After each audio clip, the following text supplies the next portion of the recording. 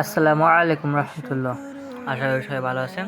তো আমাদের শ্রিম্পের কোটা থেকে আজকে দেখব আমরা কতটি শ্রিম্পের বাচ্চা পেয়েছি। তো আমি এখানে শুরু করছিলাম yellow shrimp, yellow golden line.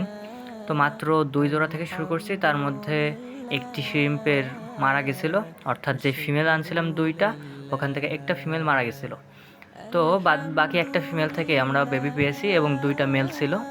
তো আজকে দেখবো ইনশাল্লাহ যে আমরা কতটি বাচ্চা পাই এখান থেকে। তো বাচ্চা আমরা আগেই পেয়েছিলাম, কিন্তু ওটা অনেক ছোট থাকাতে আমরা আপনাদেরকে দেখাইনি।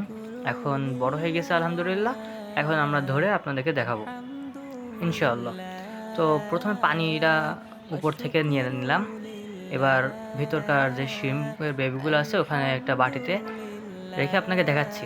তো এখানে অনেক ময়লা আছে, হয়তো আপনারা সঠিকভাবে বুঝতে পারছেন না, তারপরেও আমি ভালোভাবে আপনাদেরকে অন্য জায়গায় তুলে দেখাবো ইনশাআল্লাহ।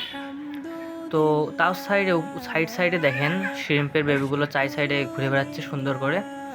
তো এটা দেখা যাচ্ছে আলহামদুলিল্লাহ। তো এটা এখন গুনবো, একটি একটি করে ধরে আমরা গুনে দেখবো যে মোট কতটি শ্রিম্প পেয়েছি আমরা।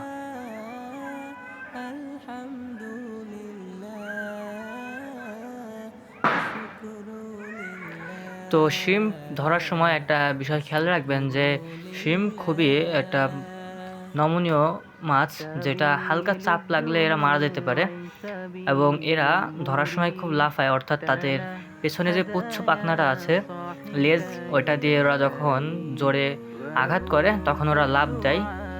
তো এভাবেই আর কি ওরা হাত থেকে ছুটে যেতে পারে। তো সাবধানে এদেরকে রিপোর্টিং করবেন এবং দেখবেন যেন এদেরকে আলতোভাবে তুলে দেওয়া যায় কিনা, নয়তো শিম্পের বাচ্চাগুলো মারা যেতে পারে। তো আলহামদুলিল্লাহ আমরা এখানে মোট 55 পিস বেবি পেয়েছি, অর্থাৎ অর্ধশত বাচ্চা পেয়েছি। তো এখানে মাত্র একটি থেকে আমরা অর্ধশত বাচ্চা পেয়েছি। আলহামদুলিল্লাহ, আলহামদুলিল্লাহ, শুকর আলহামদুলিল্লাহ। তো এখন আমরা রিপোর্টিং করব, সেটা হচ্ছে ওখান থেকে আমরা একটি মোটামুটি বড় একটি বাক্সে দিচ্ছি, বয়মে। তো এখন বয়মে দেওয়া হয়ে গেছে। তো আপনাদেরকে দেখাই, এখানে বয়মে হর্নট দিয়ে রাখছি। আপনারা অবশ্যই প্ল্যান্ট ইউজ করবেন, প্ল্যান্ট দিলে শিম্পের জন্য ভালো হয় অনেক। তো দেখুন কি সুন্দরভাবে নিচে ওরা ঘোরাফেরা করছে। তো সবাই ভালো থাকবেন, সুস্থ থাকবেন, আল্লাহ হাফেজ। আলহামদুলিল্লাহ ওয়া শুকরু লিল্লাহ।